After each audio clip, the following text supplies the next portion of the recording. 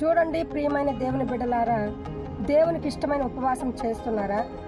ఏమిటి దేవునికి ఇష్టమైన ఉపవాసము అంటే, మన కంఠము పరమందున్న దేవునికి వినబడినట్లు ప్రార్థన చేయడము, అలాగే ఎవరన్నా సమస్యలనే కట్టలతో బంధింపబడినప్పుడు వారి విడుదల కొరకు ప్రార్థన చేయడము, ఎవరన్నా ఆకలి కొని వచ్చినప్పుడు వారికి మన ఆహారం పెట్టడము, మన శరీర సంబంధే కానీ లేక యేసు రక్తంలో కడగబడిన యేసు రక్త సంబంధే కానీ వారికి ముఖము తిప్పకుండా వారిని చేర్చుకోవడము, ఎవరికన్నా మంచి వస్త్రాలు లేనప్పుడు వారికి మన వస్త్రాలు కొని ఇవ్వడము, ఇలా ఉపవాసం చేయగలిగితే దేవుడు యొక్క ప్రార్థన యొక్క ఉపవాసాన్ని అంగీకరించి మనకు జవాబిస్తాడు, మనకు ప్రయోజనం ఉంటుంది.